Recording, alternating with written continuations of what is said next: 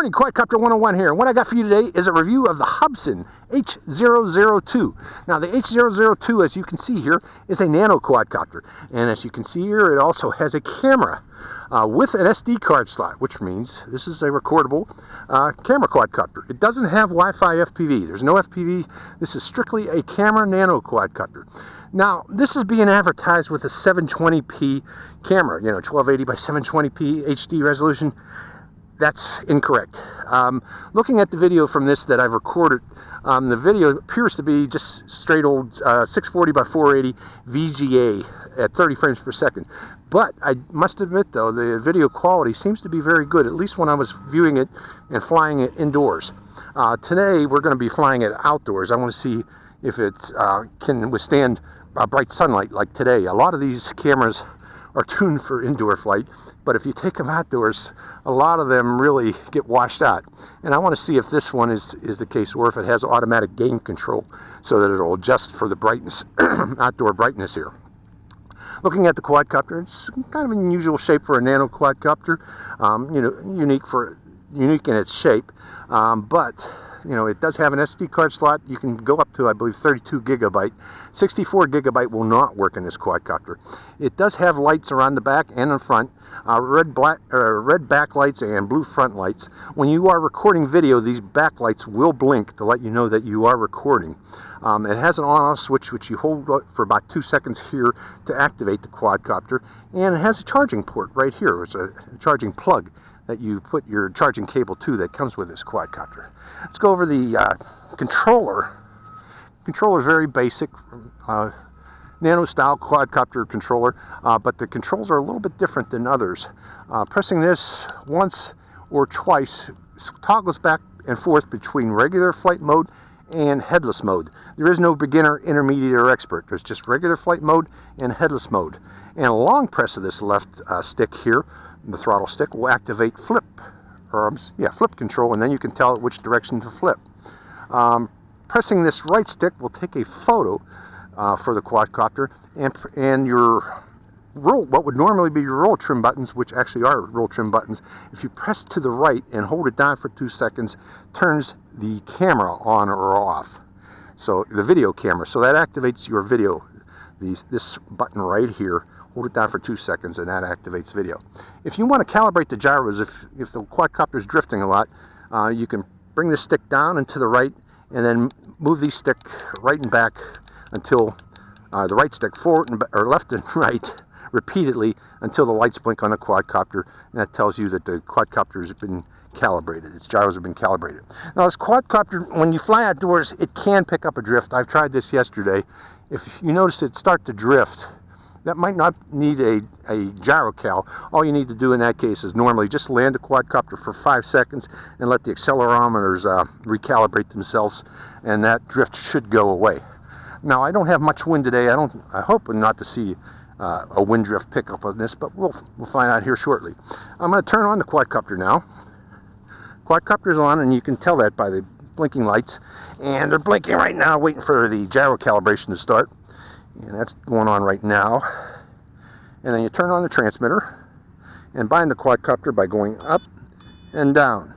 Now, this does not have headless mode, or not headless mode. It does not have altitude hold. So this is going to be manual flying. But we're going to turn on the transmitter right now, or the video camera, and you hear a double beep to indicate that it's recording. And I'm looking right now, and I'm seeing red blinking light, which means I am recording video. So let's go for flight of the Hubsan H002 and see how it records.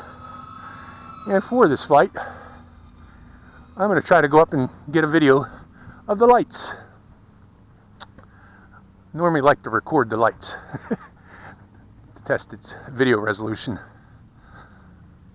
I think I'm above the lights, I'm not sure. It's hard to gauge altitude with these tiny quadcopters. Probably a lot higher than it should be. So I'm coming back down. Reducing throttle. Let's go up one more time, try to get those lights. Yeah, view of the lights. And coming back down again. I think I'm at the light's altitude. Okay. And flying toward myself. Now again, you know, this is not an acrobatic quadcopter. This is not a high-speed quadcopter. Are those lights recording? Yeah, they are. Video recording. This is mainly a camera bird. Very docile camera bird, I gotta admit. See how slow that thing is? So flying outdoors, you are going to need to have a day like today. Not much wind. Going up one more time to get those lights. Not much wind, but because if you get wind, I don't think you're going to be able to fight it with this quadcopter, unfortunately. One above the lights. And coming back down again. And I think that's enough of demonstration of its video capability. Bring it hello there. Okay. I am going to turn off its camera now. Okay, the camera should be off. And now let's try, let's bring it in close here first. And try the headless mode. Headless mode is on now. As you can see now, forward is that direction. Back is toward me. Right is toward that direction. And the left is that way. So it doesn't care about the direction that the quadcopter is pointed. You can put this weird yaw on it and it will always fly that way when you push forward. Always fly this one, you pull back. Always fly this way to the left and right, based on the headless mode direction that was set at takeoff. Okay, did I do flips yet? Yeah, there goes a flip. Again, I'm holding down the left stick, and then until I hear the beeps, and then it does a flip. So and that's flips with this quadcopter. Okay, again, you know, this is not a highly maneuverable quadcopter. It's very docile. This is full left stick, full forward pitch, you know, trying to do some funnels with it. That's the funnels that it's possible to do with this. It's more of an indoor flyer, and this should be very gentle to fly indoors. Very docile flyer. Or outdoors on a pretty much windless day like today. So, again, beginner's quadcopter with a camera. That's what it's meant to be. And I think I've demonstrated all this can do. One more time, let's go upwind a bit here and turn it toward me. We'll turn the camera on one more time and let it drift by me in the wind. Camera's recording. Just in the throttle. Hello! And camera coming off. That's its camera. Again, I think it's only 640 by 480. I'll double check that. Here, we'll confirm that here in post-production when I add the video to this review. But again, not meant for acrobatics, meant strictly as a camera quadcopter, a camera nano quadcopter. And I guess it does that well as a camera quadcopter. Let's go full yaw in this. There's the yaw. Full yaw, folks. Not very exciting, but not meant to be.